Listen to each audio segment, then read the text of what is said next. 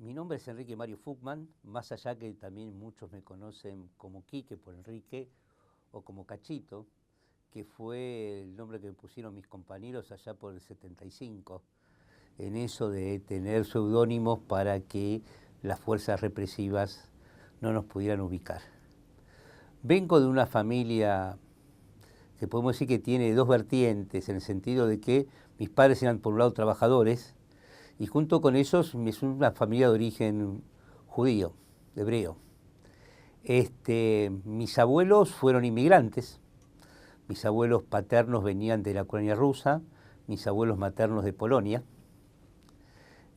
Papá nació en San Juan, mamá nació en un conventillo en la calle Loria, esos conventillos donde en una habitación vivían dos familias. Y bueno, ellos estudiaron, crecieron acá. Papá ya a los 8 años su familia se mudó a Buenos Aires. Los dos trabajaron desde chico. Papá empezó ya a los 8 años, cuando hacía la escuela primaria, ya salía a vender unas bolsas que hacían en su casa. Y mamá trabajó de los 14.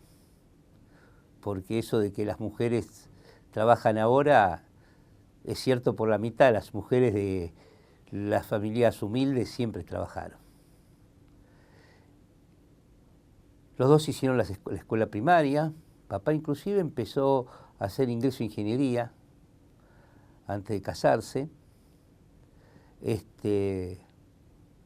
Cuando nos tienen a nosotros, empieza a tener a nosotros, mamá durante unos años dejó de trabajar, pero después, ya cuando mi hermana tenía 5 años, yo tenía 4 y Jorgito 2 y medio, empezó también a trabajar.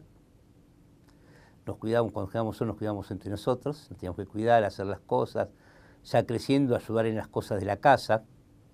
Era una casa donde el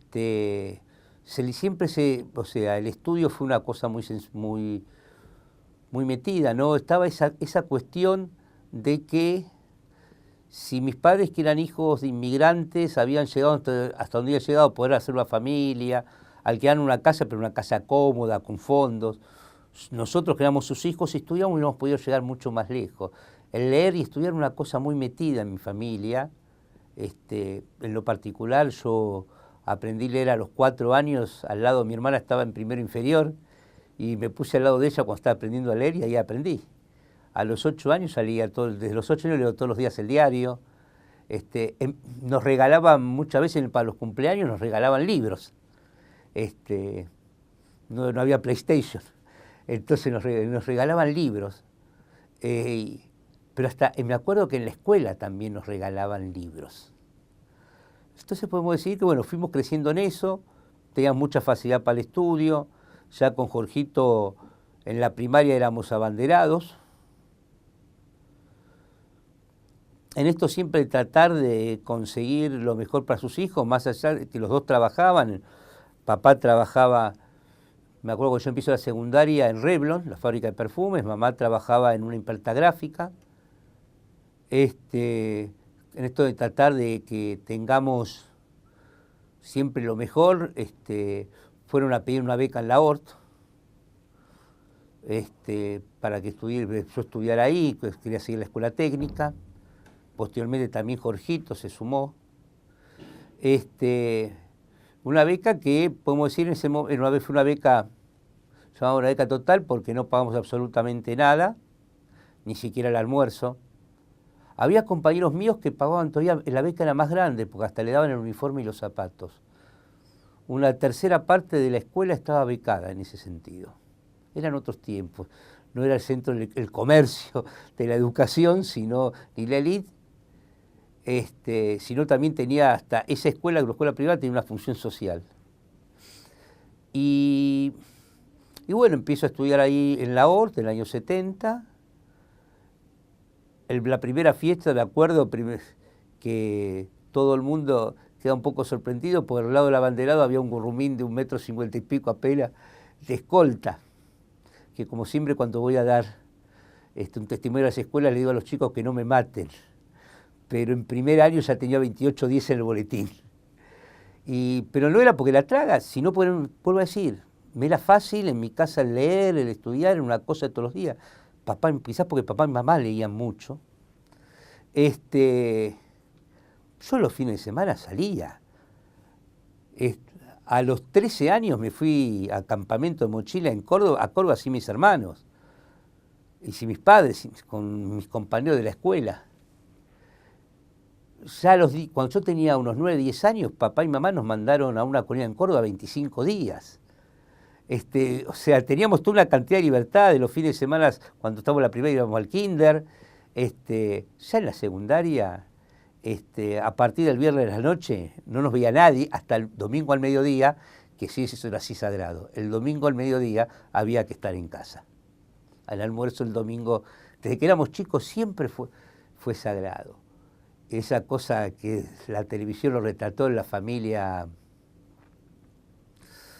¿cómo se llamaba? Una familia que estaba de tanos, que se juntaban todos los domingos a almorzar. No sé si va a venir el nombre.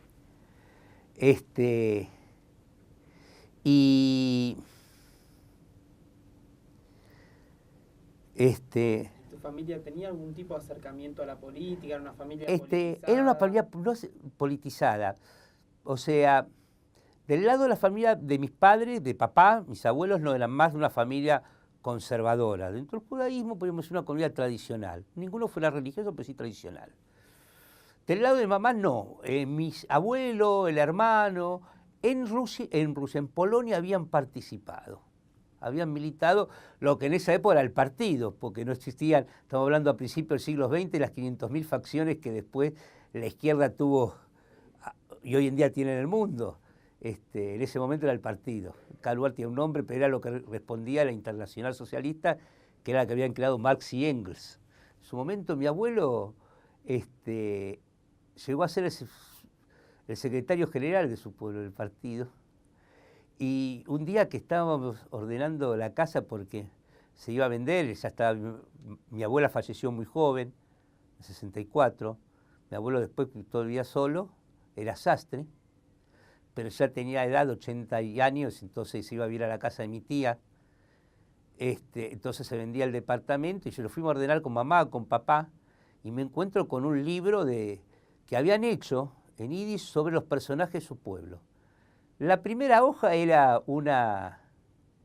era sobre un escritor judío muy reconocido, Iskolevich Pérez. Y cuando doy vuelta me sorprendí porque lo que veo la segunda hoja, una foto de mujer, Rosa Luxemburgo. Y le digo, ¿cómo? ¿Era de tu pueblo? Sí, y vos eras el secretario del partido. Digámosle, siempre, o sea, acá no militaron después, mi abuelo militó acá, pero siempre se reunía con sus paisanos y eso fue lo que transmitieron a sus hijas. Podemos decir, eran unos sectores progresistas dentro de los sectores judíos, trabajadores. Papá, sin participar en ningún partido, el Revlon fue el primer afiliado al sindicato. Era al poco tiempo de entrar a trabajar ahí, ya se afilió al sindicato, y fue el que afilió después al resto. No puedo decir, no había una participación partidaria, pero sí era una casa donde se discutía y se hablaba de política.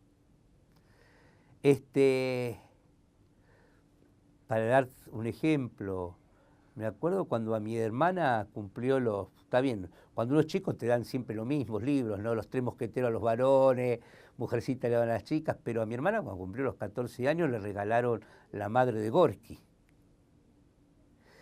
mi padre. Y cuando yo cumplí los 13 años, que en la comunidad judía se hace lo que se llama el Bar Mitzvah, que es como decretarte mayoría de edad dentro de la comunidad, mis maestras de la primaria me regalan 3 libros, uno de ellos, como yo iba a seguir la técnica, era sobre ciencia. A los otros 2 libros fueron La Guerra y la Paz de Tolstoy y Espartaco Warfast. Entonces siempre estuvo la temática, hasta en la escuela, en todos lados. En todos lados estaba la temática de hablar sobre el mundo y sobre lo que pasaba en el país. Y estando en eso, bueno, en el año 72, cuando yo estaba en tercer año, Jorgito ya había ingresado, estaba en primero, empieza a hacerse reuniones en el comedor al mediodía, por algunos, precisamente lo del siglo superior, empezaron a hablar de hacer el centro de estudiantes. Y para ser honesto, yo iba a las reuniones para discutir, pero yo decía que lo que pasaba es que no querían estudiar. Esa primera reacción que a veces uno tenía, pues aparte veía quiénes estaban y veía que había algunos que eran los que siempre trataban de zafar. Y en medio de todo eso me acuerdo que un día, mes de septiembre del 72, yo me había quedado a casa, me sentía mal, eso nunca, de esas libertades que teníamos, ¿sí? No teníamos libertades para agarrar la mochila e irnos en el verano afuera, también no teníamos problemas, si un día no queríamos ir, no íbamos al colegio. El tema era que estudiáramos, que eran dos temas diferentes, no tiene nada que ver los 180 días de clase con el aprender, realmente. Y me había quedado porque me sentía mal. Al mediodía me levanto, me empiezo a preparar comida, y me voy a ojear mientras preparaba la comida al diario, y veo una foto que me llama la atención, porque eran unos muchachos con blazer. O sea, en esa época, ya sea escuela estatal o privada, todos los varones íbamos de pantalón gris, camisa celeste, saco, blazer azul, y bueno, históricamente una corbata azul que por lo general no usábamos. Pero esas las escuelas estatales eran así también, en la secundaria. Y me llama eso, eran muchachos que estaban como haciendo una marcha, era la foto. Pongo a leer y era una marcha que el día anterior había sucedido en Avellaneda de estudiantes de escuelas técnicas, oficiales, estatales. Me digo, ¿y esto qué es? Entonces empiezo a leer y hacían la marcha porque había una ley, que le llamaban la ley fantasma porque nadie la había leído, pero que se decía que nos quitaba, en la época de la dictadura de Lanusse, nos quitaba a los técnicos las incumbencias. ¿Qué significa? Un maestro mayor de obra puede construir hasta 3 pisos. Con esa ley no iba a poder construir nada. Todo te iba a tener que llevar la firma de un ingeniero o un arquitecto. Y así con cada una de las diferentes ramas de la escuela industrial, los electricistas, los electrónicos, todos para hacer algo necesitábamos tener la firma de un ingeniero. Digo, a la puta, entonces ¿para qué carajo estoy estudiando? Y todo así preocupado, dejo la comida, ni como, apago la cocina, me visto rápido y me voy al colegio para darle la nueva mala noticia a mis compañeros. Iluso de mí. ¿Por qué? Porque cuando llego al colegio siempre cuento que recibí mi primera lección de política. Y es que la historia nunca empieza cuando uno llega. Porque cuando yo llegué al colegio para traerle la noticia a mis compañeros, obviamente ellos estaban reunidos en el patio del colegio, todo el colegio, discutiendo y sabían mucho más que yo. Obviamente no empezaba cuando yo llegaba. Me meto en esa discusión y al rato tengo el segundo golpe, porque 2 menos 20 empieza a sonar el timbre para la entrada de la tarde, del turno tarde.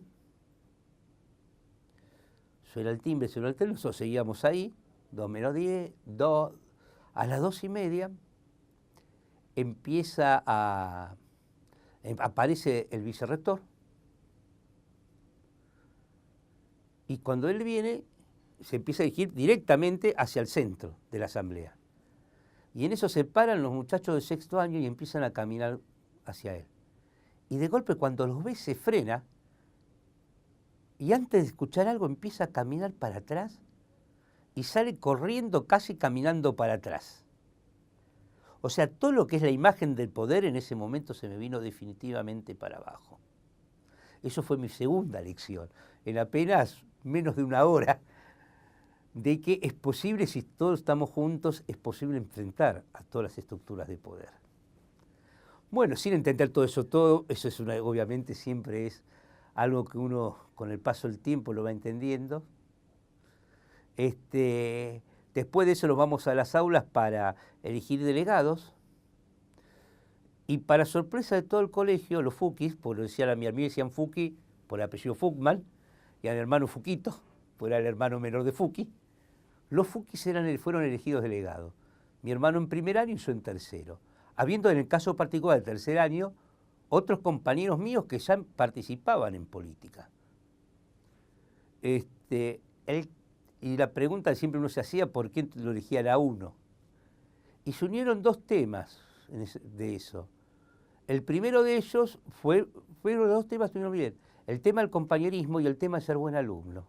O sea, porque había que representar estudiantes. Y después fui comprendiendo, cuando iban pasando los años, me iba metiendo más, que en los otros ámbitos también era así. Pues en los ámbitos de los trabajadores, el delegado era un buen compañero, pero también era un buen laburante. Esta imagen que hoy tenemos del sindicalista corrupto, para darle un nombre que hoy está muy en boga, no es que no lo había en esa época, pero había toda una gran cantidad de delegados que no lo eran. Y eran buenos trabajadores. Quizás la imagen más grande que tuvimos todos fue la de Agustín Tosco, ¿no? Que allá en el Cordobazo estaban esperando para hacer la reunión del día anterior, estaban todo el mundo esperando a las 8:30 de la noche, pero no llegaba el secretario general de Luz y Fuerza, que era el Tosco, porque estaba trabajando. Porque era el que en Luz y Fuerza hacían 6 meses de licencia gremial y 6 meses volvían a trabajar. Y así todos los años, porque decía Tosco que si no se perdía la relación, la noción de lo que era el trabajo. Y bueno, y ahí empecé primero a participar. Empecé a acercarme a diferentes reuniones, primero en el centro de estudiantes, obviamente, que la tenía que ir, era mandado por mi división, después ir a otros colegios. Me acuerdo la primera vez que voy a una facultad, unos compañeros, mi compañero de sexto año nos dice a 2 compañeros de tercero, che, ¿me acompañan que tengo que ir a ver a unos compañeros en filosofía? Y me acuerdo cuando entré a la facultad, miraba para todos lados, porque era un barullo total, porque eran todas discusiones y papeles que bajaban desde el techo para abajo con inscripciones. Era para mí descubrir otro mundo. Y todo ruido, todo debate. Empiezo a ir a casa de algunos compañeros míos, donde los viejos, que también obreros, me contaban de la época de la resistencia, de los 50, 60. Y empezar a conocer esa otra realidad. Y poco a poco empiezo a militar en los sectores de la izquierda del peronismo. Es una etapa que yo llamo mía de una doble identidad, porque por un lado estaban los grupos juveniles judíos, que yo venía de antes, y por otro lado estaba empezando a militar acá en los sectores de la juventud peronista.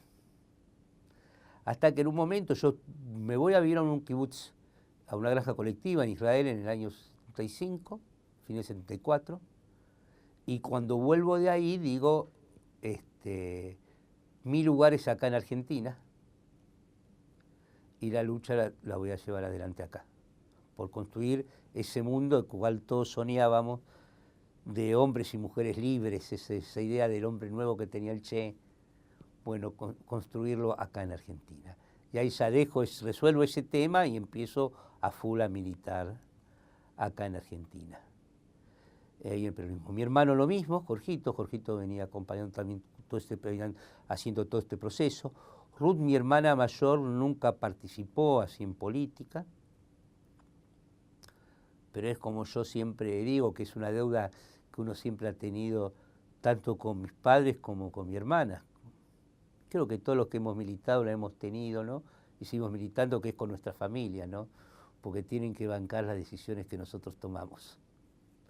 Y eso también hay que ser consciente, ¿no? Porque hay que ser agradecido en ese sentido. O sea, a mí me preguntan, ¿tu hermana militaba? No, no militó, pero tuvo que bancar a los que militaban. Y no es poco. Y no es poco por toda la historia que después viene, ¿no? Nosotros militamos con Jorgito ahí en JP, empezamos a militar por unos compañeros en la zona de Valvanera, más allá que nosotros vivíamos en el límite de Urquiza y Saavedra, pero conocíamos unos compañeros que militaban ahí, empezamos a militar esa zona, haciendo trabajo territorial, barrial, que significa ni más ni menos que tratar que a partir de reivindicaciones se organice la gente para defender sus derechos. Está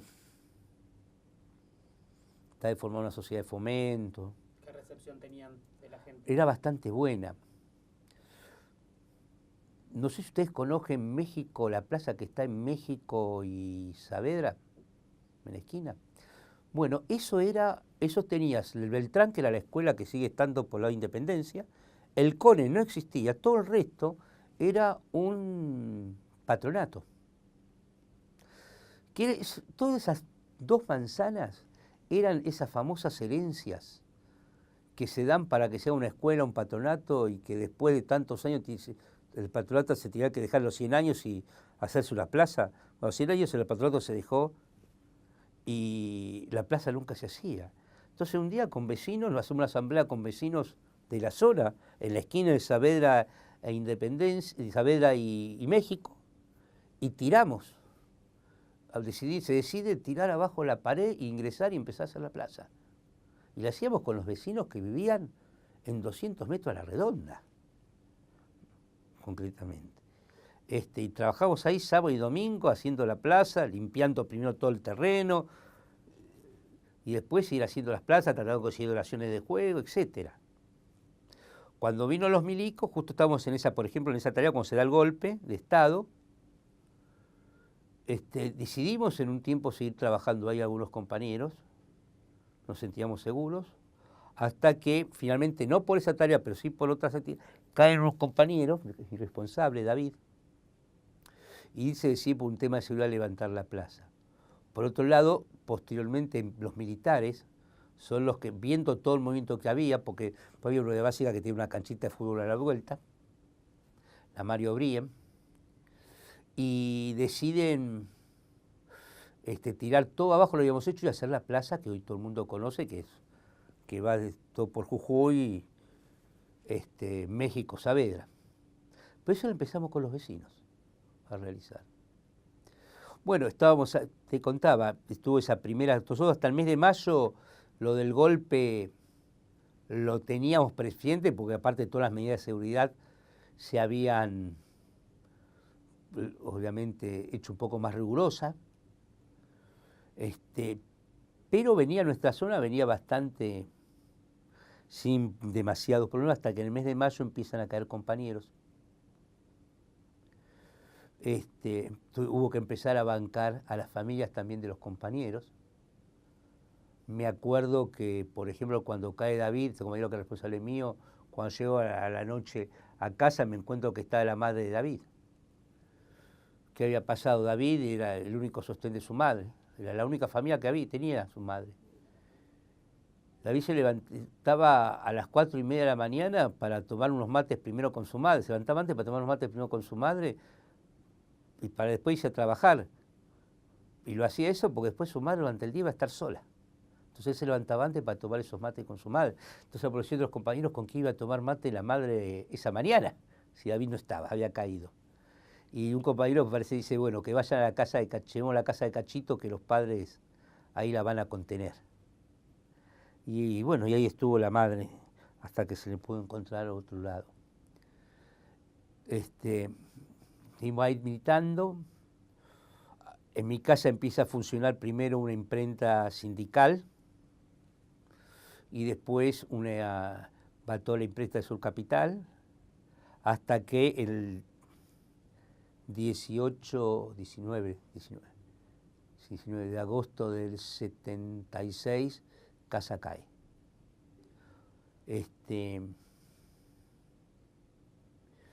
Concretamente la noche anterior nos habían avisado que había caído un compañero. Nos levantemos, con Jorgito analizamos que nos sentíamos seguros estando en casa, esa es la verdad. Nosotros habíamos nacido ahí, conocíamos todo. Entonces decidimos, bueno, quemar todo el material que pudimos quemar, porque vos levantás los techos de mi casa y era todo material, las máquinas imposibles. Quemamos todo en el fondo, porque aparte teníamos un fondo grande, esos fondos grandes vos tenías higueras, moras, bananeros. Inclusive papá en una época había hecho una huerta donde plantaba, cuando venía de trabajar, plantaba ahí zapallos, lechuga, choclo. Que vamos ahí y decidimos quedarnos a dormir vestidos. Dijimos, cualquier problema nos vamos por los fondos a la casa de algún vecino. Yo me voy a las 6:30 de la mañana a trabajar, en esa época trabajaba, o sea, ese año yo me había recibido del año anterior, fin de año, de técnico electrónico. Estaba trabajando en una fábrica de electromedicina, en la parte de diseño, de la investigación, diseño y desarrollo. Estamos trabajando sobre un topógrafo digital. Pensemos que para ustedes era todo primitivo, pero eran las primeras etapas de equipos de los ecógrafos, etcétera, acá en Argentina y en el mundo. O sea, ahí hacían no unos ecógrafos, pero sí unos equipos que permitían por ultrasonido, unos monitores ultrasónicos donde permitía ver, escuchar el corazón de los bebés cuando están dentro del feto de la madre, ese tipo de equipos hacíamos. Y pues yo me voy a trabajar esa mañana a 6:30. Había quedado con Jorgito en contarnos a eso de las 8 de la noche, 8:30, en el San Martín, después que cada uno por su cuenta encontraba un lugar donde irse con su grupo, con su ámbito. Yo se había arreglado con unos compañeros. Voy al San Martín, no llega Jorgito, lo primero que se me ocurrió es que había caído con su grupo, perdido con su grupo. Decido ir a casa para decirle, levantar a mis padres, pues decía, de una pueden zafar, de dos no. Más allá que ellos lo que hacían era bancar, no militar, que era bastante, era como militar en esa época.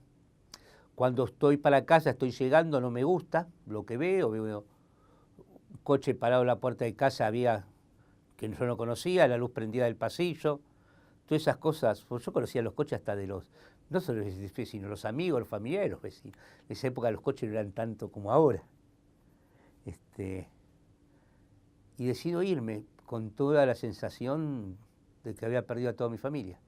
Fue quizás una de las peores noches de mi vida. Eso es así. Me quedé un por rato girando, me voy a la estación de tren ahí cerca, en Drago, y cuando más o menos se hacía una hora razonable, me fui a la casa de un amigo de la adolescencia, al cual le di cuento, le digo, mira, creo que perdió casa, familia. Me dice, está bien, quédate acá.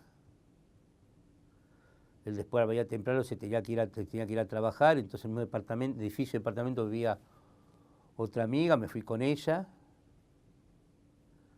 y empiezo después a tratar de comunicarme con mi familia. Llamo al trabajo de mamá, de hacía 2 días no iba a trabajar, o sea, el día anterior no había ido a trabajar, ese tampoco.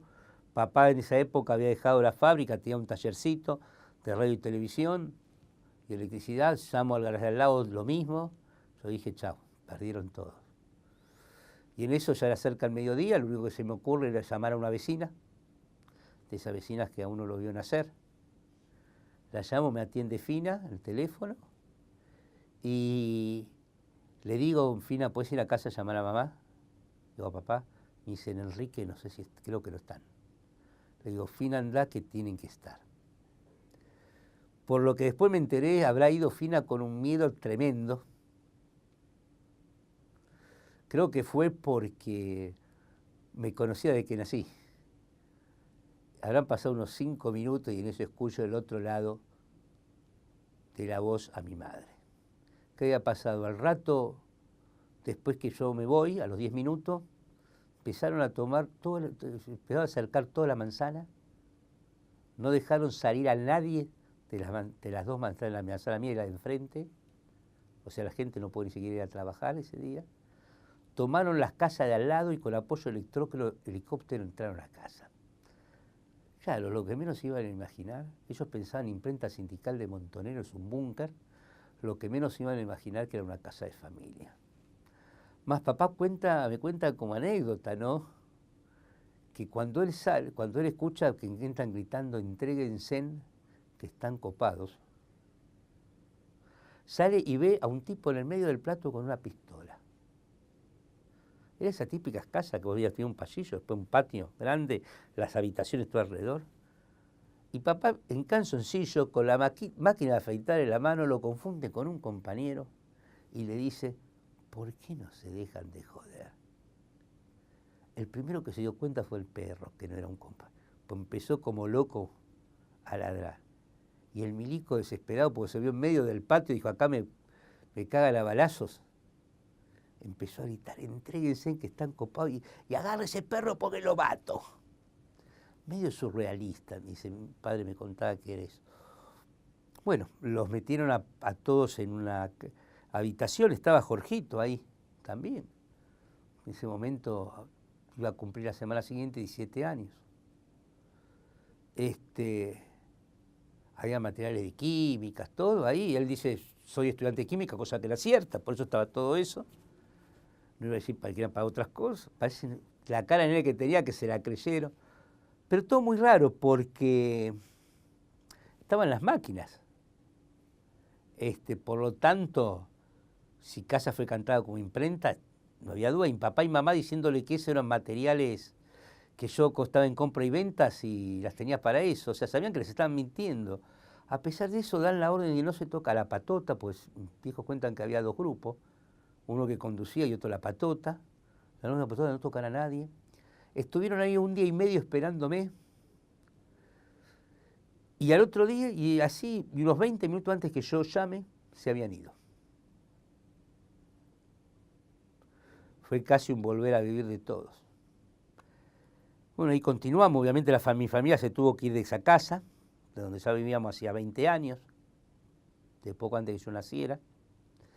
Esto que yo cuento que también la familia terminó militando, ¿no? Porque terminó bancando. Mi hermana se tuvo que ir a Rafael Calzada, a la casa de unos tíos, y ella trabajaba en Capital. Mis viejos se fueron con mi hermano a la casa de mi abuelo, yo en una pensión, hasta que pudimos alquilar una casa para volver a estar todos juntos. Hasta que nos vuelve a golpear la dictadura, pues con Jorgito seguimos militando. El 5 de febrero del 77, cuando ahí no bien comenzaba el día, lo matan a Jorgito en la Boca, con apenas 17 años. Lo que se pudo reconstruir en ese momento con vecinos de ahí es que lo hirieron en una pierna. Los vecinos cuando terminó el tiroteo salen, y Jorgito tenía esa cara de nene que siempre lo ha hecho zafar. Pues si nadie le hubiera dado más de 14 años, 15, tenía 17. Los vecinos empiezan a pedir que no lo maten, pero como él puteaba a los canas, a los milicos, le decían, y decía había al posterior todo, lo fusilan delante de la gente, lo rematan delante de la gente. Fue quizás un golpe para todos, ¿no? Pero precisamente para mamá y papá, totalmente reparable, ¿no? Me acuerdo que cuando lo veo mi papá, mi mamá agarrándome, tirándome al piso, rogándome que deje de militar, y yo planteándole que no era posible eso.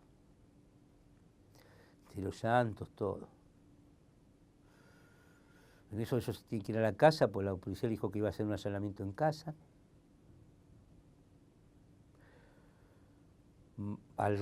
Horas después, cuando mamá y papá vuelven al lugar donde estábamos con mi hermana, casa donde estábamos con mi hermana, habían encanecido. O sea, en un par de horas habían encanecido. Eso que uno ve en película y piensa que es ficción, no es ficción. La gente puede encanecer en un par de horas. Los dos tenían el pelo totalmente blanco. Le habían matado al hijo más chico, no era para mí. Y en ese momento nos dejaron mudos a mi hermana y a mí. Yo digo que recibimos los dos una de las mejores lecciones de vida, para mí quizás la mejor. Porque nos empiezan a decir, mamá y papá nos empiezan a decir, miren chicos, nosotros siempre a ustedes les contamos, les hemos dicho que cuando ustedes no estuvieran en casa íbamos a adoptar un chico. Creemos que el mejor homenaje que le podemos hacer a Jorgito es no esperar y darle la oportunidad que él no tuvo a otro chico. O sea, tremendo. Los dos habían encanecido un par de horas de ese dolor que nunca se iban a recuperar, que era el que le habían matado al hijo más chico, y habían decidido en esas horas adoptar un chico para que ese chico tenga la oportunidad que Jorgito no tuvo. O sea, cuando se habla esto de que a la muerte hay que responderle con vida, yo digo que esa es la forma que hubiera también de responderle con vida. Y bueno, ese chico es Miguelito. Cuando se lo adopta meses después tenía 8 años. Les costó mucho, fue una pelea dura porque acá no te daban, tenías que hacerlo por derecho, y acá no te daban capital, no te daban chicos si vos tenías hijos. En ese momento me ubica una amiga que había sido la grupo de los grupos judíos, que era amiga de Jorgito y mía, la negra Alicia, cuya madre había trabajado, había sido asistente social en el patronato en Bahía, hablo con ella y ella dice, mira, voy a hablar con mamá. Y bueno, y a partir de ahí es que bueno, se lo puedo adoptar a Miguelito. En ese momento iba a cumplir 8 años, una semana antes, vine a casa y hoy ya tiene 46 años, cumplió la semana pasada, 5 chicos, y ahí anda en la vida. Entonces, bueno, ahí seguimos militando con los compañeros. ¿Cómo era la militancia en ese contexto de tanta represión? Mira, obviamente gran parte de las tareas que se hacían se habían dejado de hacer en ese aspecto. El tema era seguir desarrollando las puntas y por otro lado hacer las acciones que se podían, ¿no? Del apoyo a los diferentes conflictos que iban existiendo, o si no, cuando había alguna fecha particular, como el 1 de mayo, 17 de octubre, hacer algún hecho que diga, bueno, todavía se está peleando, se está presente. Como dar respuesta a lo que, o sea, a la dictadura hacia el pueblo, que no estaba todo mudo. Después, por ejemplo, con la época del Mundial, más allá del río que significábamos, salíamos a volantear el obelisco con esto de Argentina campeón, pedir al paredón, o bancar lo que se hacía de Radio Liberación. Esa era la militancia más que nada que había, más allá de alguna acción militar que se podía hacer, pero que era muy mínima en esa época. Más que nada era seguir juntándose con compañeros, seguir y viendo qué podía cada uno hacer en su propio ámbito. Una circunstancia tampoco fácil porque constantemente se perdían las conexiones, alguien le faltaba una cita y volver a engancharse y así constantemente. El tema central era eso, mantener los diferentes contactos que había, mantener las puntas, desarrollarse lo poco que podía hacer en cada diferente ámbito y actuar como apoyos en los momentos que había un conflicto.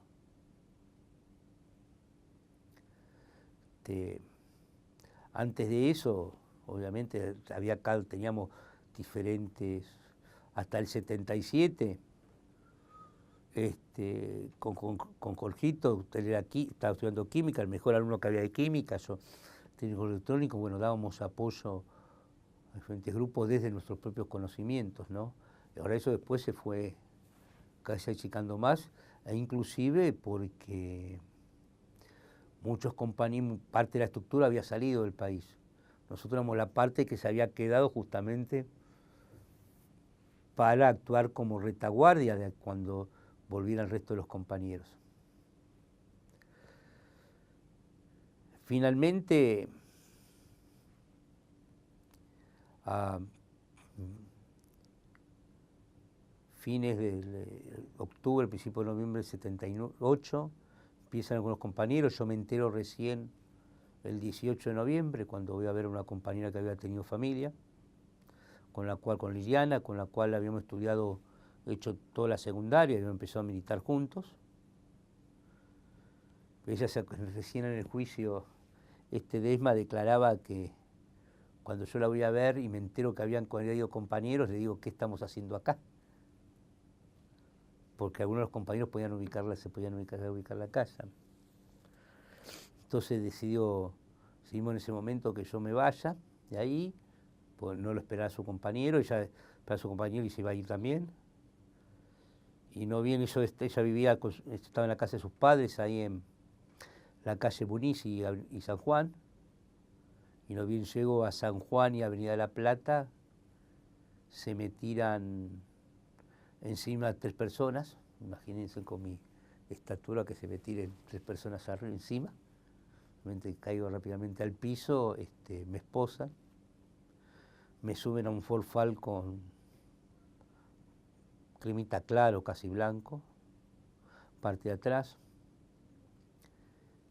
Me empiezan a preguntar por mis compañeros. Inicialmente me hago el tonto, como que no entiendo qué me están hablando. Ahí mismo empiezan a golpear. Iban 2 adelante, uno que manejaba, otro que era como el jefe del grupo y otro atrás conmigo.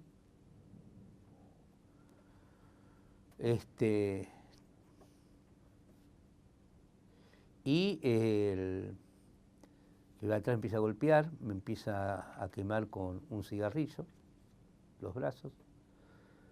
Yo en eso empiezo a cambiar en parte el discurso, y ellos me dicen, no te vas a hacer pelotudo porque te vimos salir de la casa, sabemos quién sos.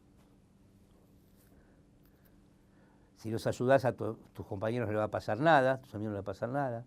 Empiezo a cambiar y le planteo al revés, de que si yo voy a la casa se van a dar cuenta que pasa algo, pues yo me había ido y por lo tanto se van a escapar por atrás. Lo que yo quería ganar tiempo para mis compañeros se dan cuenta que la casa estaba siendo observada y se vayan, que zafen.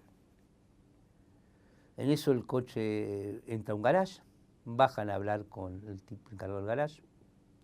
Uno de estos vuelve, me ponen una capucha, yo estaba posado atrás, me ponen una capucha en la cabeza, la que fue después mi compañera por 6 meses y medio. De ahí me hacen bajar y subir al baúl, me meten en el baúl del coche, quedan un rato ahí en el garage ese, después salen, empiezan a dar vueltas y en eso me cuenta que van para un lugar porque me hice ir derecho. Al rato escucho que hablan con otro diciendo palabras selenio, que resultó ser una clave de ingreso al lugar, y dicen, preparen que va un mentiroso. Obviamente el mentiroso era yo. Bueno, llegamos a ese lugar, me bajan así esposado y encapuchado del baúl,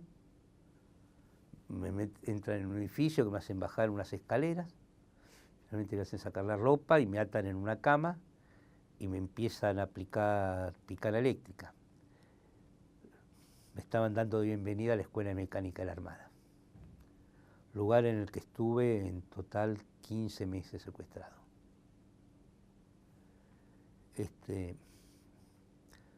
Al principio todas las preguntas volvían a ser las mismas con respecto a mis compañeros. Yo me hago el tonto, o sea, tonto. No era hacerse el tonto, ya a esa altura no era hacerse el tonto, era simplemente tratar de ganar tiempo. Hasta que en un momento dado me dejan de torturar, preguntar. Queda solo la radio, estaba muy fuerte, la radio siempre estuvo muy fuerte ahí, prendida. Como era sábado, estaba en los partidos del ascenso. Se van y al rato escucho en otro hábito harto la voz de Liliana. Habían secuestrado a mis compañeros.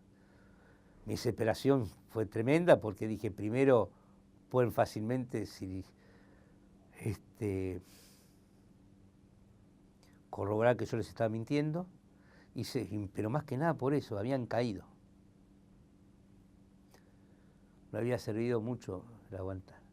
Después vuelven, me siguen preguntándome por otros compañeros, lo mismo de siempre, negando todo, hasta que a la noche me hacen vestir.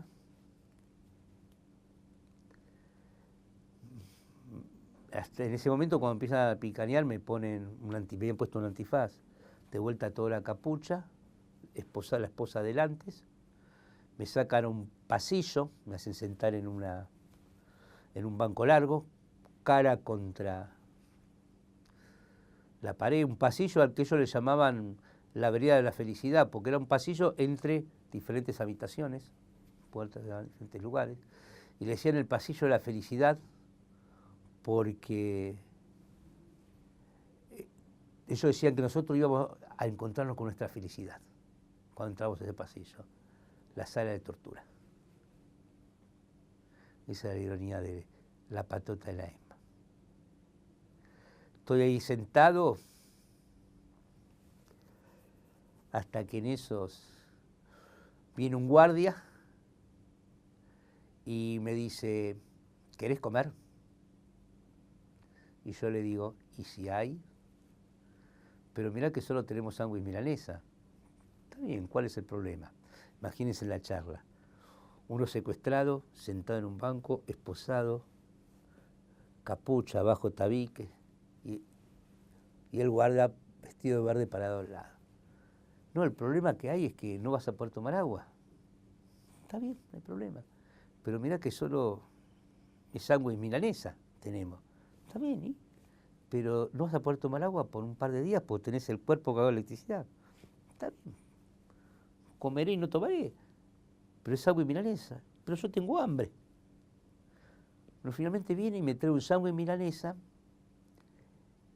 dentro de un paquete de papel madera, una bolsa de papel madera. Me lo como por debajo de la capucha, al rato vuelve y me dice, ¿querés otro sándwich? Y si hay, le contesto, me dice, pero no vas a poder tomar agua, pero yo tengo hambre.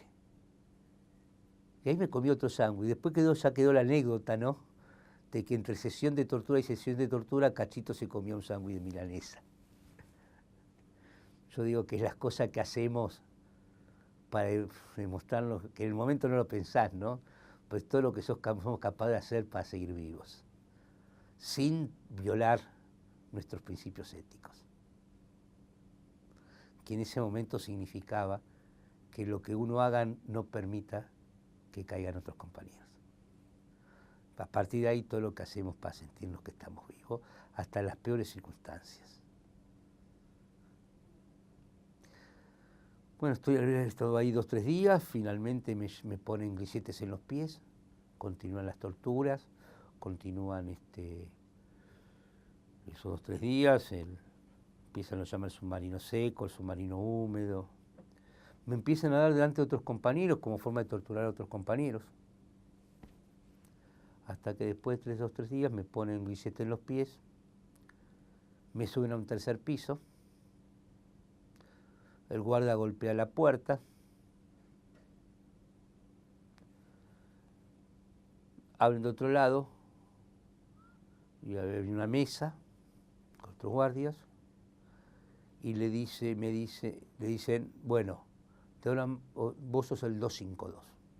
O sea, dejaba de ser Cachito, Enrique Mario Fugman, todo, pasar a ser un número. Me llevan a un lugar, me hacen acostar ahí en la colchoneta, y a partir de ese momento fui eso, mi capucha, los grilletes y un número, el 252. Y eso eras. Estabas ahí acostado en la colchoneta todo el día, cuando no te podías sentar. Para sentarte tenía que autorizar el guardia que estaba en el lugar. Si no querías no te sentabas y seguías acostado. Para ir al baño le tenías que pedir al guardia ir al baño. Entonces ese guardia llamaba a otro guardia que le decía el Pablito, que era el que iba entre los diferentes sectores. Pues solamente lo llamaba cuando el guardia quería. Y el Pablito venía cuando él quería. Y se ponían a charlar entre los dos. Hasta que finalmente se te acercaba y te decía, vamos. Por ahí pasaba 1 hora, 1 hora y media, 2 horas de que vos hayas pedido ir al baño. Aguantá. De ahí te llevaban al baño. Y seguías ahí acostado. Para comer, lo que llamaba comer a la mañana, nos daban un pedazo, una rodaja de pan con un mate cocido.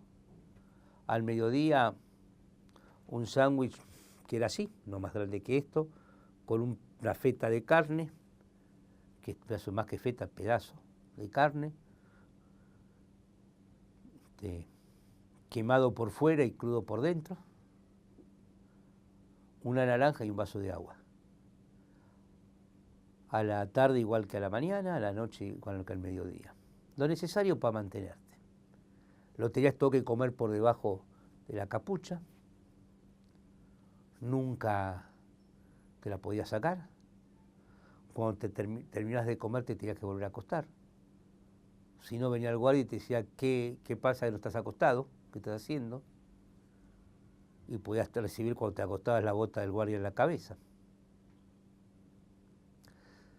Esto lo hacía hasta la noche. La noche cambiaba un poco. La primera cosa que cambiaba era porque a la noche te duchabas. Tenías 3 minutos para ducharte. Eran los 3 minutos que estabas sin la capucha y quien sí estaba solo, sin el guardia. Eran 3 minutos que sin estar libre te podías sentir libre. Eras vos. No era la ESMA, no era la capucha, no era el guardia, eras vos. Era tremendo cómo esperábamos la ducha. El día que por X motivo se suspendía, era un drama para cada uno de nosotros. Pero no íbamos a tener esos 3 minutos. Y después volver a esa cotidianidad, ¿no? De la capucha. También dependía de la guardia a la noche. Había algunas guardias que por ahí permitían que contemos historias. Obviamente hablábamos sin vernos, pero cuidándonos de qué decíamos, obviamente, que no se te escapara nada. Pero así iba cada uno sabiendo del otro. Había unos compañeros que cantaban bien y cantaban folclore, una compañera cantaba tangos, la Dina, que siempre cuando íbamos, ya llega la hora de que el guardia decía, bueno, se acabó muchachos, nos cantaba Duerme Negrito, de Nicolás Guillén como canción de despedida. Era ese sentido de canción de cuna que también le dio Guillén. Había otros que contaban chistes. Pero también habían guardias que se aburrían. Entonces, como se aburrían, en vez de dejarnos charlar, cantar, nos hacían hacer gimnasia. Gimnasia encapuchados, engrillados y descalzos. En las condiciones que estábamos, de estar ahí tirados todo el día y con esa alimentación. Nos hacían hacer flexiones. Y si uno se caía, la bota del guardia iba a tu cabeza hasta que te levantabas y seguías haciendo gimnasia. Elegían por lo general los que se caían. Los que veían que se caían, esos eran los que siempre elegían. O por ahí lo agarraban al rata y como era grandote, lo ponían, agarraban las esposas y se las ponían en la cabreada, pues estábamos en el 3er piso, que es el último piso, que el techo baja 2 aguas. Entonces, en donde estaba la capucha, tenías el tabique de madera que como el techo bajaba, llegaba a tocar, se trababa con la propia madera y la colchoneta llegaba hasta la pared, que ahí el techo está a unos 80 centímetros del piso. Y entre lo que hacían era agarrar al rata de las cabreadas, le ponían las esposas ahí, lo colgaban ahí y lo usaban de bolsa de box.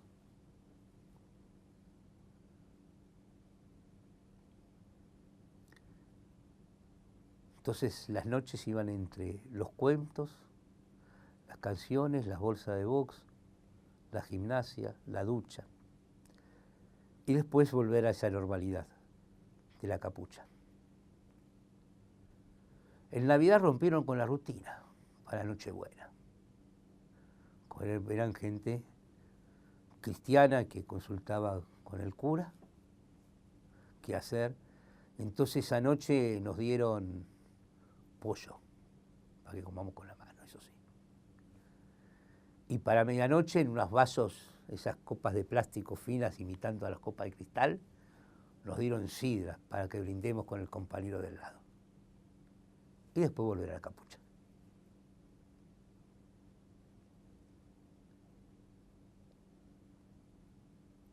Ellos quedaban bien con su conciencia. Bueno, estás contando de sí. Capucha.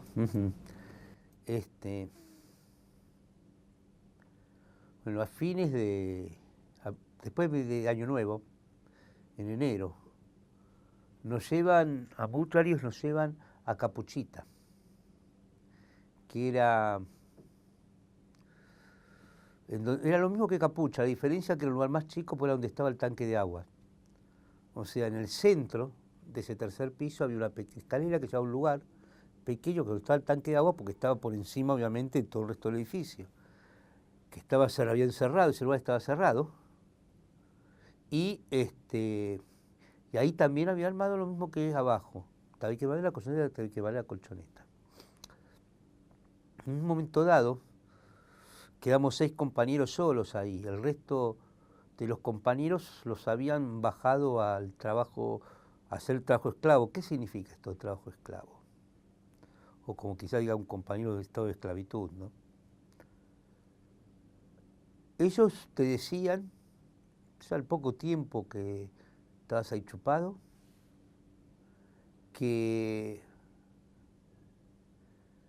a más tardar a los 3 meses y medio,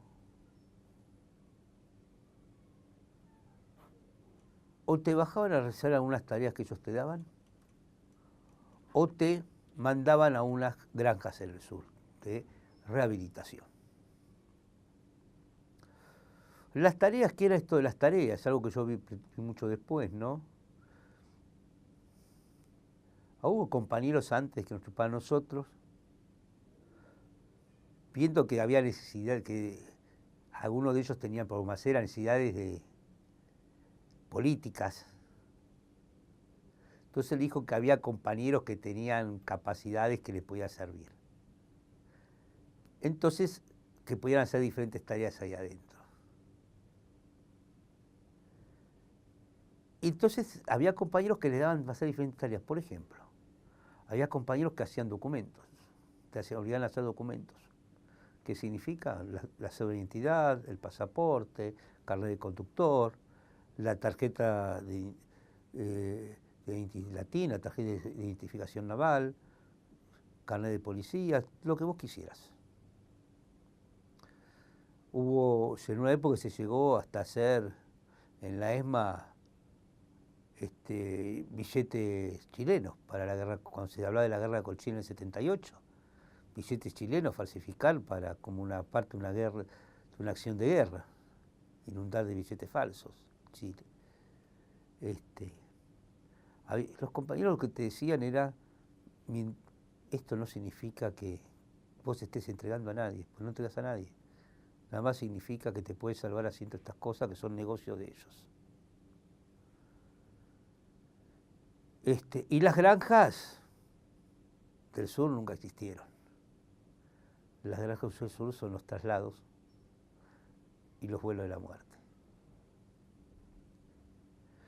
En ese momento, en febrero del 79, hay un traslado grande, donde quedan un grupo de compañeros quedan en este estado de esclavitud, podríamos decir. No dice esclavitud porque vos tenías que hacer obligado a algo, si no te mataban.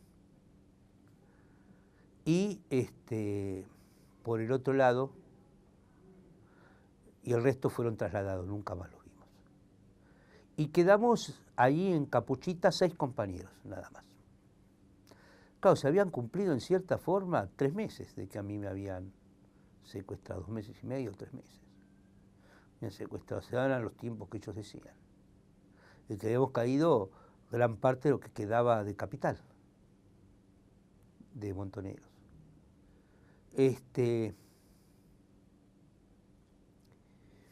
Y ahí empieza una época en Capuchita que es difícil decir que haya una época, un momento más jodido que el otro, el momento que estuviste vos secuestrado, torturado, etc. Muy difícil. Pero en esto que nos negamos a que todo sea igual, porque aparte siempre nos vamos a negar a lo monstruoso, ¿no? Ya que somos seres humanos y no dioses. Decían los antiguos que lo monstruoso nada más era tema de dioses, los dioses, no de los seres humanos.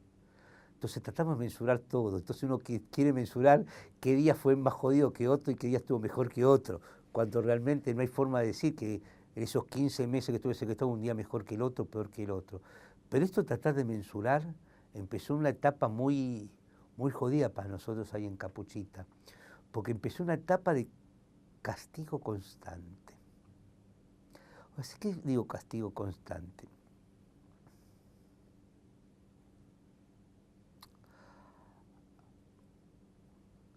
Había 3 guardias, 3 grupos de guardias que se rotaban.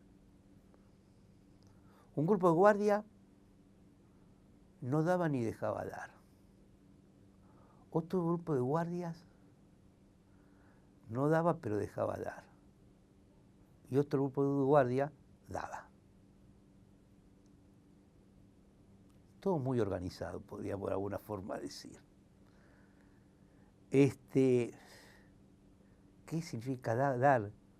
Por ejemplo, estábamos ahí acostados en la capucha, escuchamos subir por la escalera botas, el guardia que subía se ponía a hablar con el guardia que estaba ahí. Al rato, yo era el quinto de la fila de 6, escuchaba que golpeaban con las botas una cucheta, que estaba cerrada del topo porque decían parate.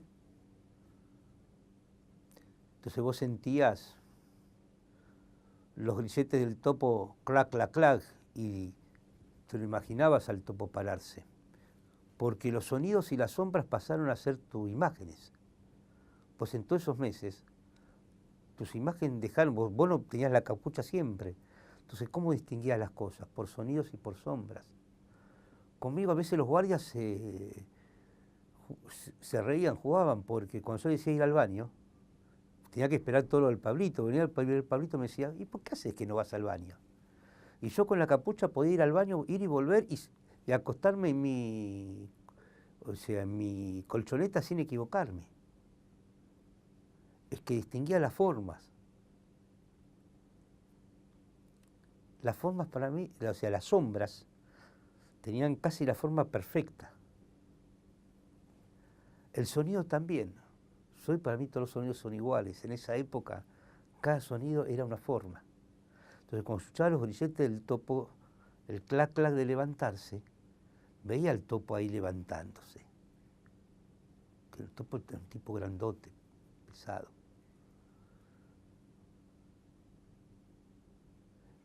Después me decían, date vuelta, de nuevo el clac clac de los grilletes del topo, y uno veía al topo darse vuelta. Y a partir de ahí, todo lo que escuchábamos éramos golpes. Golpes como contra una bolsa de papas. Porque cuando vos estás en la calle y te agarra una patota, vos ves de dónde viene el golpe, ves la patota, te puedes cubrir, puedes responder, puedes salir corriendo. Cuando vos estás con los grilletes descalzos encima de una colchoneta, no tenés ninguna estabilidad y con la capucha puesta no ves nada, excepto venir el golpe. Pero no te muevas ni te cubras, porque es peor, te pegan 10 veces más. Entonces, viendo venir el golpe y todo, te tenés que quedar quieto y recibías el golpe con una bolsa de papa. Una vez, 2 veces, 3 veces, 1 minuto, 2 minutos, 3 minutos. Cuando te caías, la bota del guardia iba a la cabeza del topo, hasta que se levantaba y seguía. Uno en un momento dado que quería gritar, paren, pero no lo podías hacer, porque vos estás con la capucha acostado en la colchoneta. Y así eso seguía 3, 4, 5, 10 minutos, lo que quisiera el guardia. No había preguntas, no había nada. Era el castigo por el castigo mismo. No había ninguna razón más que esa.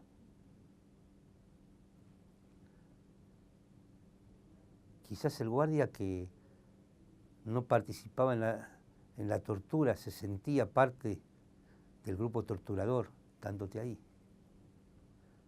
Quizás también lo dejaban hacer eso, porque era una forma también de estar mostrándole a los que estaban en trabajo esclavos que seguían siendo chupados. Hasta que finalmente, en un momento dado, sentías que le decían, acostate. Y en medio del clac-clac de la escala del topo donde lo veías acostándose, sentías el alivio de que le habían dejado de dar a tu compañero. Pero subía un poco tu desesperación, porque ahora iban por el rata, uno menos.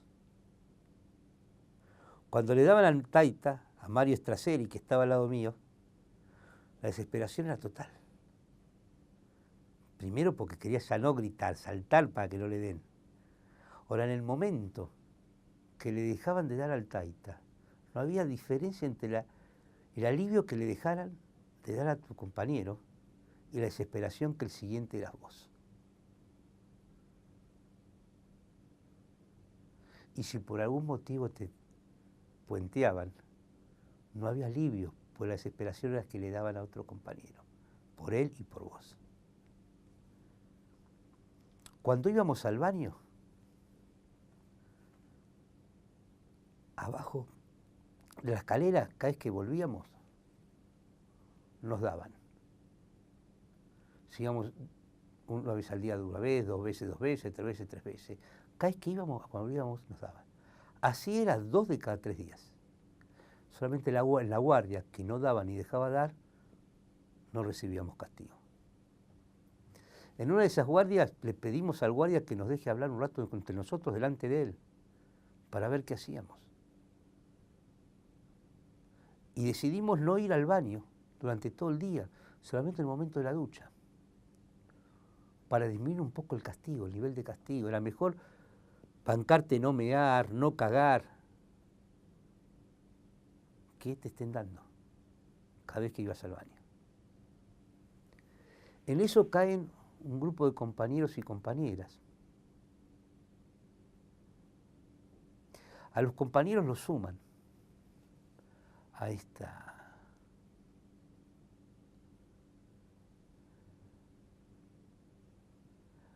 digámosle, dinámica de castigo. A las compañeras no. Pero, por ejemplo, a Teresa, cada vez que iba al baño la violaban, a la vuelta. A ella no le pegaban, la violaban. Si una vez al día la violaban una vez, si iba 2 veces la violaban 2, si iba 3 veces la violaban 3. O como dijo la Betty Firpo en el juicio, nos violaban a todas. Llegó a tal nivel esa situación que algunos compañeros que estaban en ese trabajo esclavo llegaron a increpar a los marinos.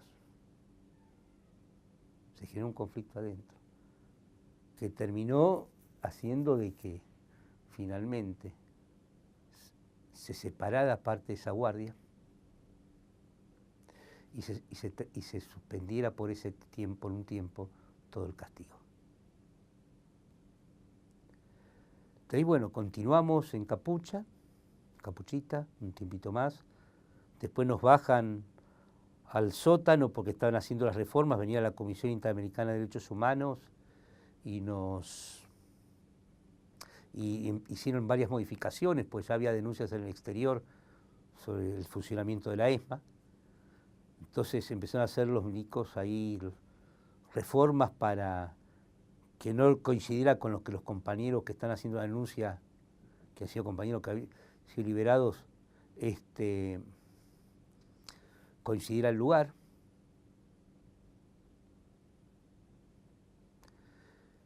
Y después nos suben arriba de vuelta a Capucha.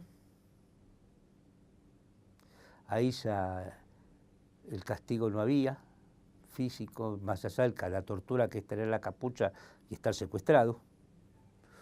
Más a una etapa donde inclusive los guardias nos dejan hablar entre nosotros. Y en medio de todo eso se da el paro de abril del 79. Que recuerdo que ese día al guardia lo veíamos loco haciéndole cambiar la radio, la estación de radio todo el tiempo, porque queríamos escuchar todos los informativos, todos los comentarios. Me acuerdo que cuando se canalla de Antonio Carrillo decían solamente pararon en el país 10.000 trabajadores. Escuchamos que pararon 10.000 trabajadores y dábamos unos saltos de alegría internamente, porque sean 10.000 o 100.000 o 1.000.000 los que pararon, que fueron mucho más que 10.000. Pero el hecho de que existía el paro y que haya compañeros que lo estaban llevando adelante, para nosotros significaba que valía la pena bancarse todo lo que nos estábamos bancando, porque la pelea seguía. Para nosotros ese paro del grupo de los 25 de abril del 79 fue un oxígeno, realmente, porque estábamos chupados. Fue decirnos, sigamos aguantando que la pelea continúa. Finalmente, a principio de junio de ese año, un día momento justamente fue el único momento que yo pensé que me podían mandar para arriba, porque me había encontrado un oficial Scheller sin la capucha hablando con un compañero. Y dije, chavo, acá a la parrilla para ver qué estaba hablando. Estamos hablando de fútbol, esa es la verdad. Pero a la parrilla y después para arriba. Y ese día cuando viene a buscar, para mi sorpresa, me agarra, me acuerdo que viene el Pablo, que era el suboficial a cargo de las guardias. Me dice, vamos Cachito. Me sacan de ahí, de la capucha, del sector de capucha, pero no mucho más, ahí nomás, pasando la puerta vaivén. Escucho una voz que me dice, pará, quédate ahí. Que era la voz de Febres, ahí le decían el gordo Daniel, un prefecto que estaba en esa época a cargo del sector 4, o sea, la zona de los cuartos de torturas y donde están los compañeros que lo vinieron a falsificar los documentos. Y yo me paro y digo, bueno, empiezan a darme acá. Ni siquiera llegamos a 4, empezamos acá. Relajate, Cacho, que ya empieza. Y de golpe escucho que dice, así que vos, y yo dije, chao, perdimos. ¿Sabés de educación? Yo la verdad no entendía un carajo de qué me estaban hablando. Solamente atiné a decir que sí. Me empieza a preguntar y yo empiezo a decir, la puta, ¿qué carajo le vendieron mis compañeros? O sea, los que estaban en trabajo esclavo, ¿qué carajo le vendieron? Que yo sabía. Es cierto que sabía de educación. Creo que en ese día pasé a ser el experto mayor de educación, obviamente. No sé cuánto tiempo habré estado ahí, parado con mi billete, mi capucha, hablándole de educación, respondiéndole de lo que él me iba preguntando. La cosa es que en un momento me dice, bueno, volvé, que ya vas a tener noticias mías. Media vuelta, me volví. Como dije, caminaba con la capucha sin problema. Y un par de días después, 3, 4 días después, viene el Pablo, era un sábado. Era, creo que el día que Argentina jugó en Irlanda, esa serie de partidos del 79 después del Mundial, que primero juega contra la revancha contra Holanda en Suiza, y después juega un partido en Irlanda, creo. Fue un sábado así. Me bajan abajo y me hacen hablar con Abdala. Abdala era un oficial que venía del Servicio de Inteligencia Naval, que era el que había reemplazado al Tigre Acosta. El tema es que, así como en la estructura de la Armada habían cambiado todas las cabezas, subió Lambruschini y cambió todo, como cambió todo, también cambió el grupo de tareas, empezó a cambiar. Mucho más lentamente, pero también empezó a cambiar. Porque el grupo de tareas no era algo escindido del arma, sino estaba bien orgánico en la estructura de la Armada. La Armada, la represión fue totalmente orgánica, participó toda la Armada. Y tenía su lugar en el organigrama. Fíjense en que todos los centros clandestinos de detención de la Armada funcionaron en sedes de la Armada. La Escuela Mecánica de la Armada acá, Río Santiago o el Liceo Naval o el BIM 3 en La Plata, Base General Belgrano en Bahía Blanca, Base de Busos Tácticos y Apeadero Naval en Mar del Plata, Base Almirante Sale en la zona de Rawson-Trelew. O sea, todo funcionó en ámbitos, que también ámbitos donde de alguna forma todo oficial de Armada pasaba. Porque el que tenía destino en tierra, en el lugar que tenía destino tenía un pozo, un chupadero. Y el que no tenía destino en tierra, cuando el buque amarraba en un lugar donde había un chupadero. Porque si amarrabas en Mar del Plata, tenías el chupadero. Si amarrabas en Base de General Belgrano o en Almirante Sal, tenías tu chupadero. En Espora, la aviación naval estaba ahí. Por eso decimos que todo oficial pasó. Y en ese cambio que hubo de la estructura de la Armada, obviamente cambió el GT. Entonces se va el Tigre Acosta y viene y de Imperio. Se va Scheller, viene Carela. Y así mientras continúan otros. Con diferentes funciones, pero continúan otros. Por ejemplo, continúa Donda, que era el jefe de operaciones y continúa como jefe de operaciones, Jerónimo. Continúa Pellón. Al poco tiempo, más tarde se va a Febres, después de la isla, y viene Díaz Smith, era el enlace, podríamos ir con prefectura. Y me llevan a hablar con este de Imperio. Con él estaba Marcelo, cuyo verdadero nombre era Cavallo. Yo a él ya lo había conocido otra vez que me habían bajado de Capuchita. Una vez que me baja Scheller, porque cada tanto me bajaban para hablarme. Me acuerdo que una vez me baja Scheller para hablarme y estaba con Jerónimo, con Donda. Y en un momento dado me dicen, Cachito, no penséis que, o sea, el grueso que están acá, todos militantes, pero a veces íbamos a una casa y al que íbamos a buscar no lo encontrábamos. Entonces no es que nos llevamos a todos. ¿Para qué? Para que ni siquiera la chusma del barrio, cuando el día de mañana esté en la calle y ve a dos personas discutir, ¿qué hace una chusma?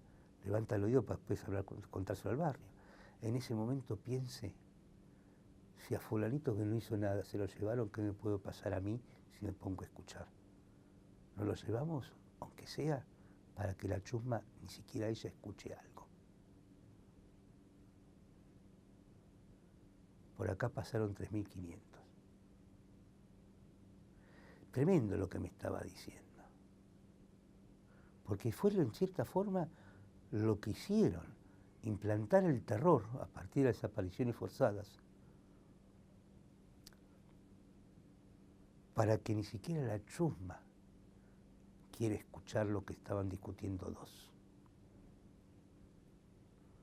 Conocimos que buscaron romper el entramado social a partir del terror. Creo que Scheller lo que me estaba diciendo era eso. Rompemos el entramado social a partir del terror. Que nadie quiera verse con el otro. Que nadie se quiera juntar con el otro, porque ¿qué nos puede pasar? Eso es lo que estaba diciendo. Una vez. Y esta otra vez que me bajaron, que estaba cuando Scheller me baja, y estaba con este Marcelo, que es el que logramos que en su momento se lo detenga en México, cuando estaba haciendo negocios ahí con el registro del conductor, con el hermano de Zedillo, el presidente de México, en ese entonces. Y lo que me acuerdo cuando me lo presentan, Cavallo, porque ellos te hacían escribir también una historia de vida, y el listado de todo el mundo que vos conocías.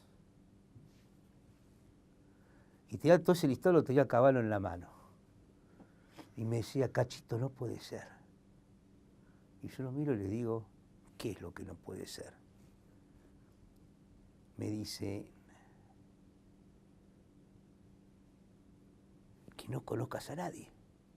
Y digo, ¿cómo que no conozco a nadie? Sí, todo lo que vos conocés no sirve. O está fuera del país, o está quebrado, o no milita más. No nos podemos chupar a nadie con lo que vos conocés.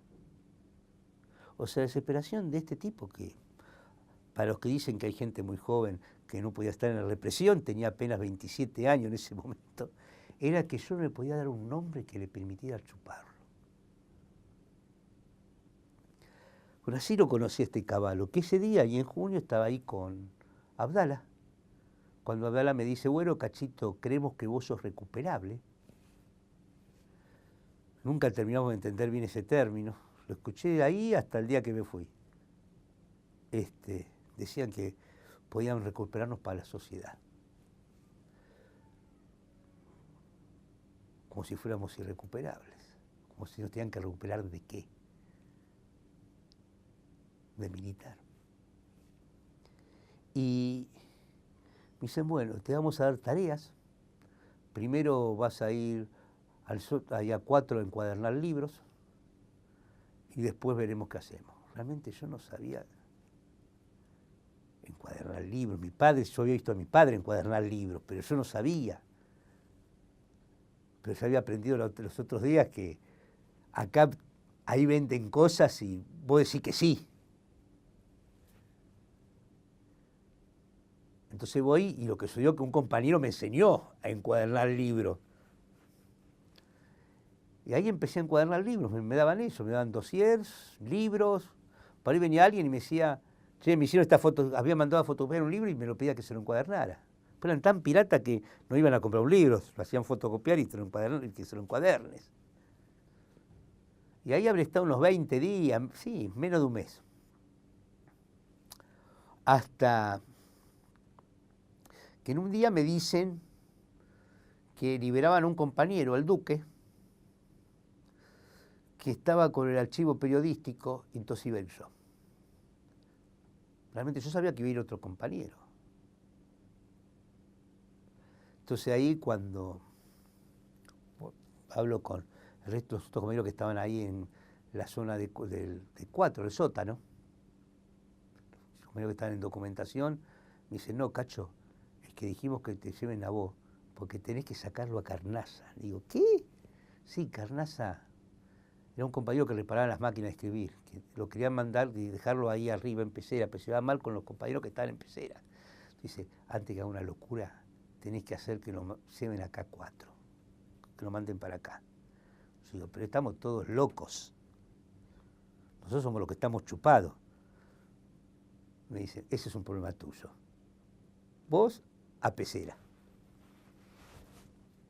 Y bueno, ahí fui a parar a la Pecera, ahí al archivo periodístico. Ese era un lugar donde había compañeros que todos los días tenían que hacer resumen de noticias. Uno lo tenían que hacer sobre deporte, otro de educación, otro de política, otro de economía. Eso había caído un compañero que realmente no había caído ahí, sino que venía de otros pozos, que era ingeniero nuclear, le hacían hacer físico nuclear, sobre política nuclear. Traían para eso todos los diarios del día, que salían en los kioscos, todos los diarios traían 3 juegos por hoja y hoja, porque el compañero hacía el resumen y marcaba las noticias que le importaban, y yo lo que tenía que hacer era recortarlas y archivarlas. Y después se archivaba un juego entero de diarios. O sea, venían todos los diarios completitos, más todas las revistas que salían en los kioscos. Gente, 7 días, La Semana, Somos, Cambio 16 de España, el New Observator, que en esa época era la edición francesa, New York Times, Times, Newskin, todo lo que aparecía en un diario, en un kiosco diario, iba para la ESMA. Y había que guardarlos, o sea, dárselo a los compañeros para que revisen si había algo que podía interesar como su noticia y guardar, y se archivaba todo. Junto con eso, yo después, el resumen de esa noticia lo tenía que fotocopiar, tenía que juntar lo que pasaban los compañeros, que lo pasaban a máquina, y yo tenía que fotocopiar.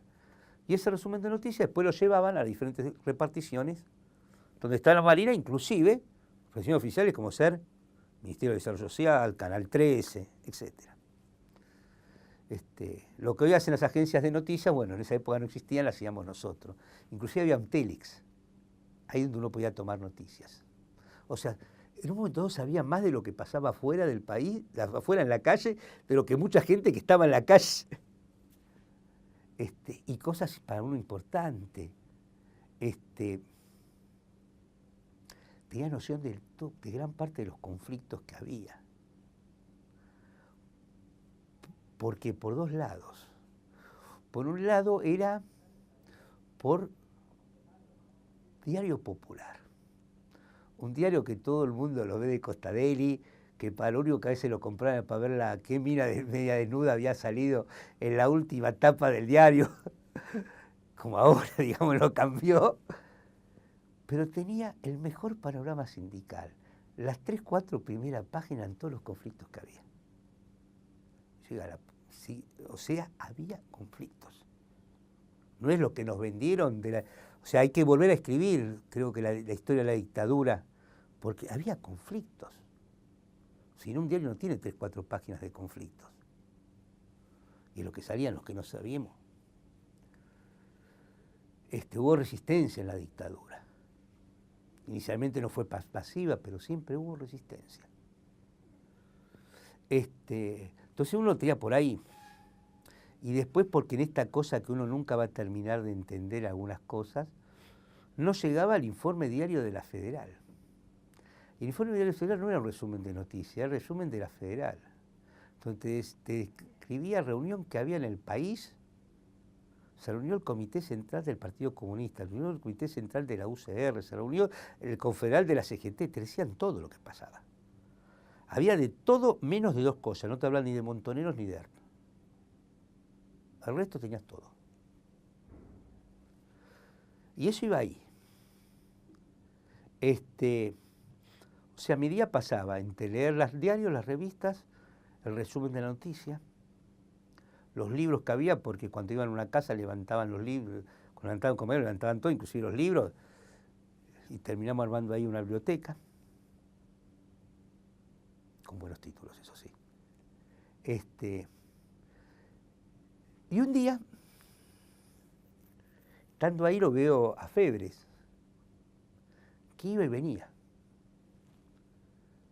Y me acordé de mis compañeros que me han dicho, tenés que hacer que Carnaza baje a 4, no se quede más en pecera. Entonces le digo, Daniel, ¿qué pasa, cachito?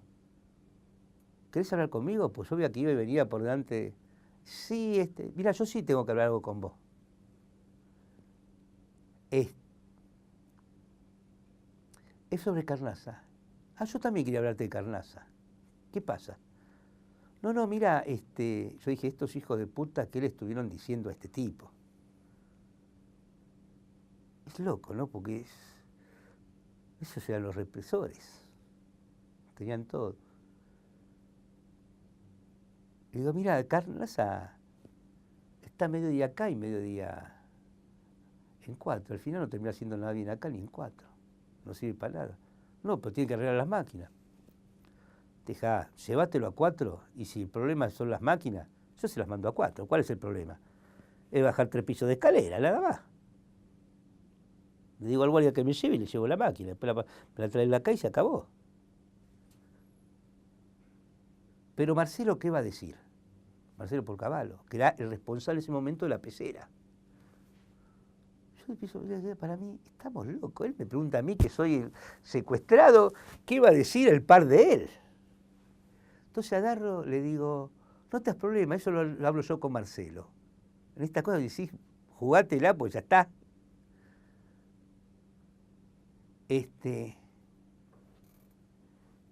Y sí, pero el trabajo de acá, porque Carnaza, aparte de la máquina, está acá para ayudarte a vos. Bueno, de alguna forma arreglaré. Y le empezó a cambiar la cara como cuando un nene le das lo que él venía a buscar. Me dice, ¿quién está en capucha?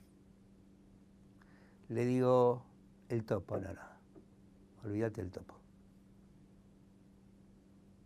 Está el rata, va a 4 el rata, con los muchachos. Bueno, está Mar y está Osmar. Y me dice la misma frase que me dijo cuando me empezó a preguntar de educación. Me dice, ya vas a tener noticias mías. Y dicho y hecho, a la semana lo sacaron a Osmar y al Taita de capucha, lo llevaron una semanita a 4 y después lo trajeron a la pecera para que me den una mano. Ahí entendí algunas cosas del funcionamiento de ellos, como por ejemplo que existían disputas entre ellos por poder interno. Y parte de esa disputa era quién tenía el esclavo que quería, y cuando uno más tenía más esclavos, sentía que tenía más poder, por un lado. Pero también eso nos daba a nosotros un margen, que es lo que utilizaban mis compañeros, utilizaron también conmigo, para sacarme de capucha, que es plantearle que siempre necesitabas compañeros para hacer el trabajo.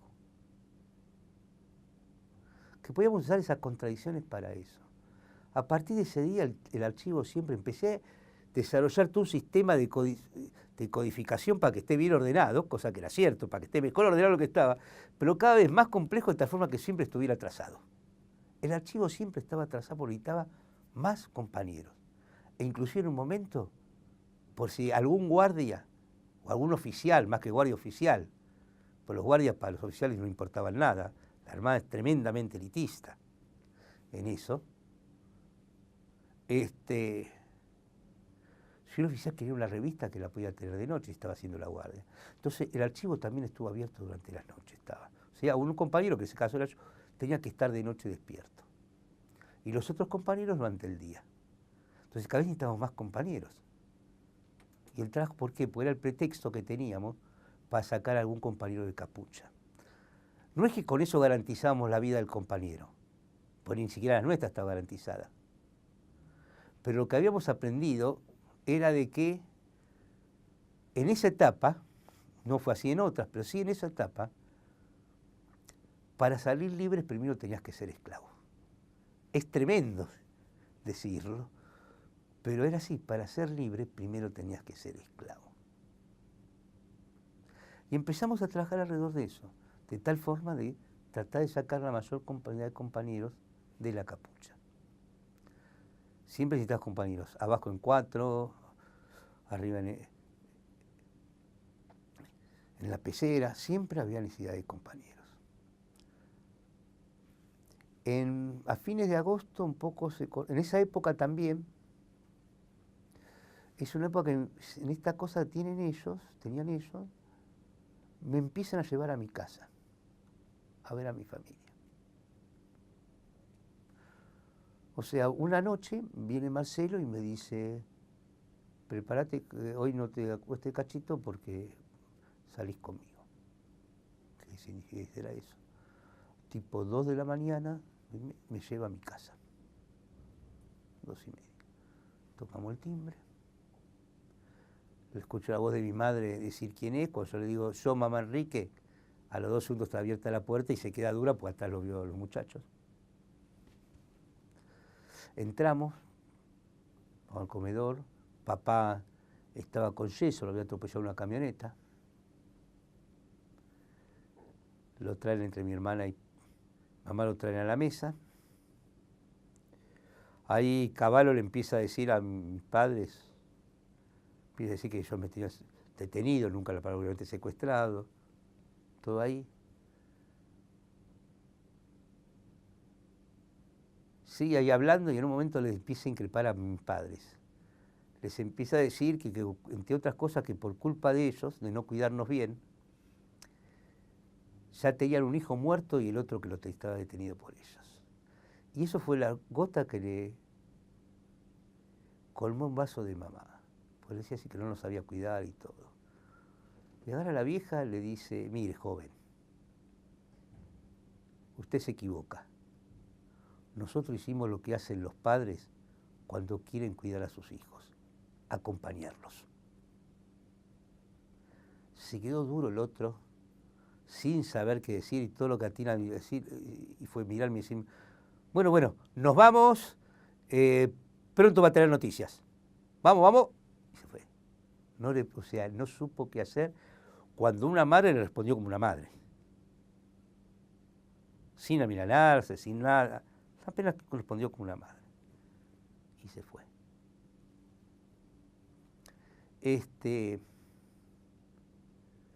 A partir de ahí, cada 15 días me llevaban a casa. Hasta que en fines de agosto eso se corta porque nos sacan de la ESMA y nos llevan a una isla en el Tigre. El tema es que como iba a venir la Comisión Interamericana de Derechos Humanos y sabían que iba a ir a la ESMA, entonces deciden sacarnos de la ESMA para que obviamente no encuentren a nadie. Primero nos sacan a los que estábamos en ese estado de esclavitud y una semana después llevan a los de capuchas. A los que estábamos en estado de esclavitud nos continúan en el mismo estado en la isla. O sea, nos dan para hacer trabajos. Dormíamos ahí en una casa, típica de la isla, esas casas levantadas, de madera. Al final nos levantaban bien temprano, desayunábamos, las comidas las hacían las compañeras. Y nos teníamos que ellos ahí habían hecho una plantación. Una isla que, según lo que pudimos averiguar, se las habían vendido la iglesia. Esa isla era una isla de retiro espiritual que usaba el episcopado argentino. Por ahí, por ejemplo, en los años 60 había ido Monseñor Casquiano, el arzobispo de Buenos Aires, presidente del episcopado, Monseñor Aramburu, que en ese momento era el primado de Argentina, también ha estado por ahí, Prima Testa. Y después se la habían pasado al vicario de la Marina, el cual después se la vendió a la Armada, al Grupo de Tareas, que lo compra con un documento falso, como que respondía que era de un compañero que habían liberado, estaba en Europa en ese momento, con los documentos de él lo compran, Hernández. O sea, un milico haciéndose pasar por Hernández. Con ese mismo documento después la vendieron. Y ahí habían hecho una plantación. Toda esa compra y venta, la compra la hicieron con plata que habían secuestrado. Aclarémoslo. La iglesia que un día va a tener también que explicar eso. Pues no puede decir que no sabía nada. Monseñor Gracelli no puede decir que no sabía. A tal punto sabían que los oficiales nos decían que, porque ya cuando estabas en el trabajo esclavo, ya todo era abierto. O sea, que te los tiraban al mar era abierto. Que si el compañero se moría en una sesión de tortura, en un buen enfrentamiento, en un momento que no había traslados, no había vuelos, lo quemaban en el horno de la panadería o en el campo de deportes. Eso era abierto.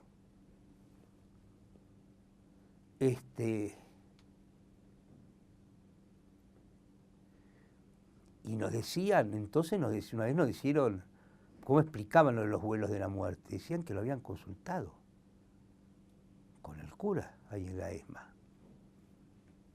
Pues había una capilla, más que llegar al saco y esté medio tapada, ahí hay una capilla, que tendría que sacarse todo lo que está adelante para que se la vuelva a ver y se vea la participación directa de la iglesia ahí.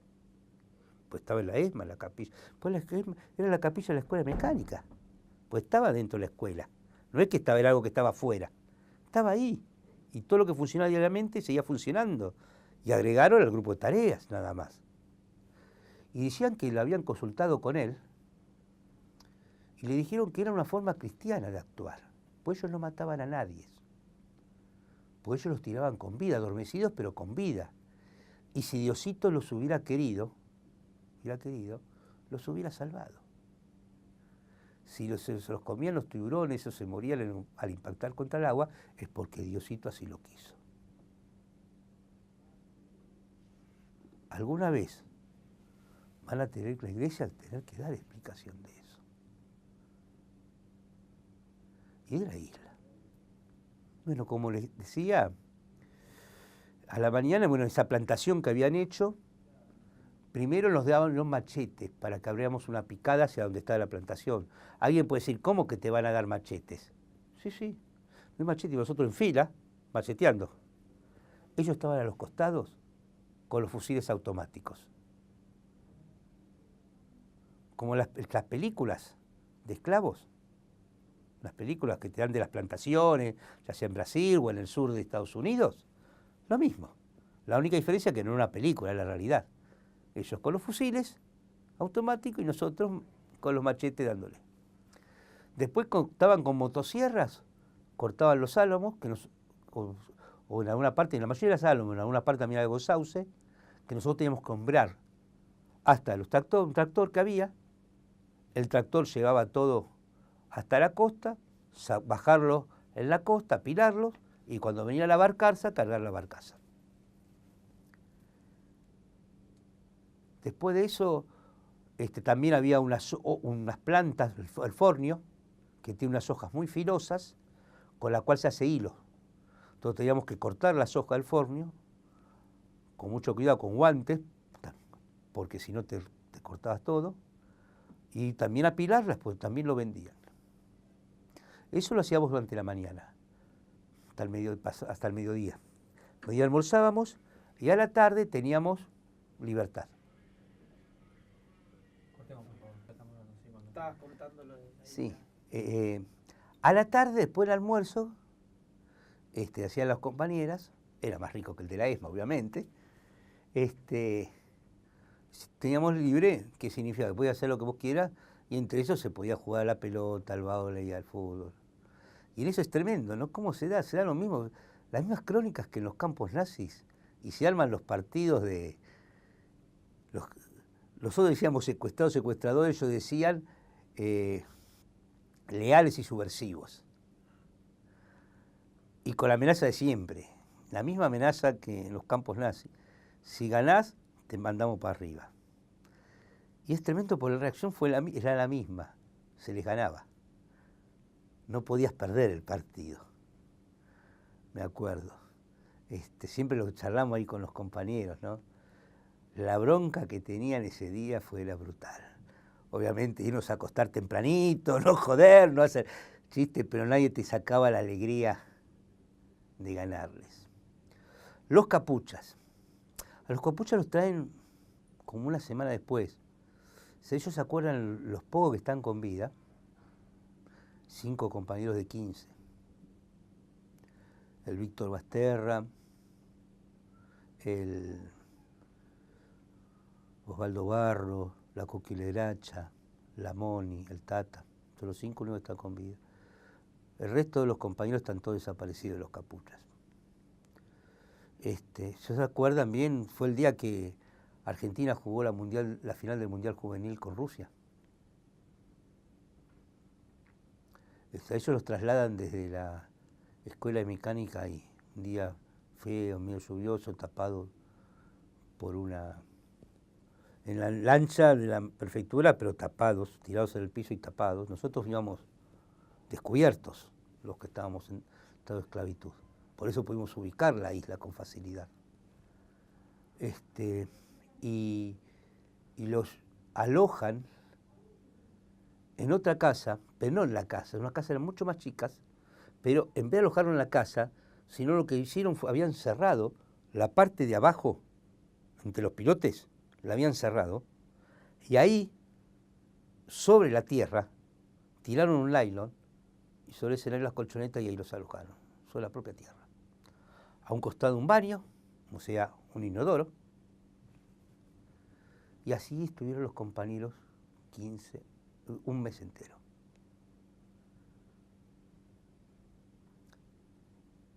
Una vez solamente los trajeron para bañarse a la casa principal. El olor que llegó a ver en ese lugar, estaban ahí nomás, o sea, vos que sos alto tocabas el techo o sea, que es el piso realmente de la casa. Para ellos era el techo, lo tocás con tu cabeza. Las suelas que no estaban ahí sobre el piso eran 4 compañeros que le habían puesto en 2 camas cuchetas. Y estas compañeras cuentan, los compañeros, que era la gallega Martínez, la esposa de Raimundo Villaflor, que a esa altura ya lo habían matado. Claro, estaba tan contra el techo, la viga, que le agarró un ataque de fobia, claustrofobia. Empezó a gritar, tuvieron que bajar porque se creía que estaba en un cajón, encerrada. El olor pasó a ser tan grande que los guardias no entraban, le dejaban la comida ahí. Que eso nosotros aprovechábamos a veces cuando llevábamos la comida nosotros en vez de los guardias, para decirles si quieren se las entramos nosotros, para poder entrar y cambiar 2 palabras con los compañeros, en medio de un olor nauseabundo tremendo. Estaban 15 personas en un lugar,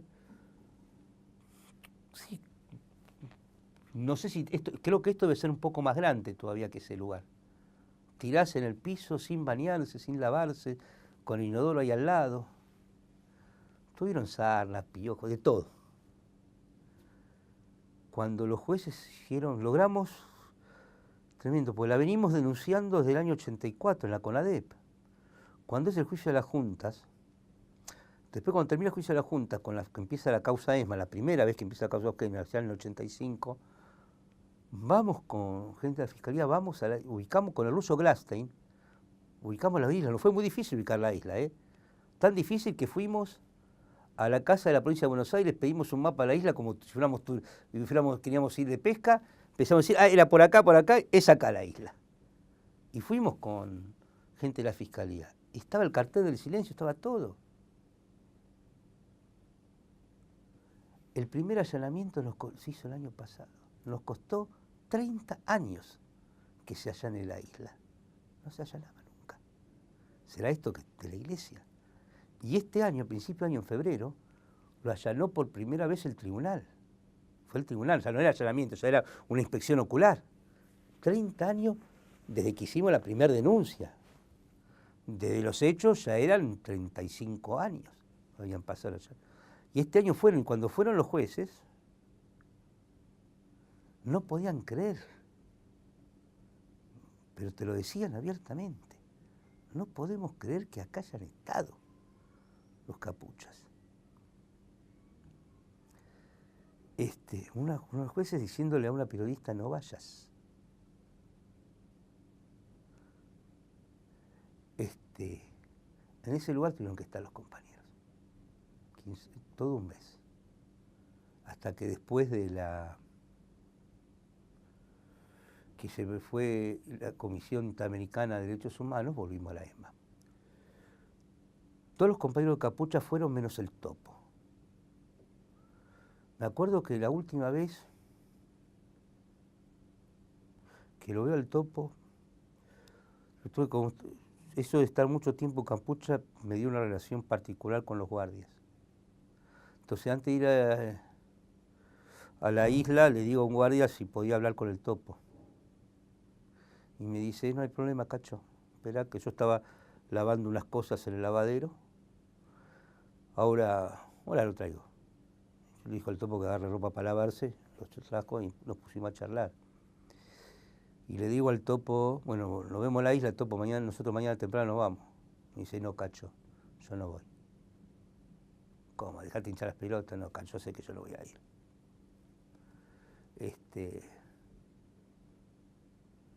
A mí me mandan para arriba.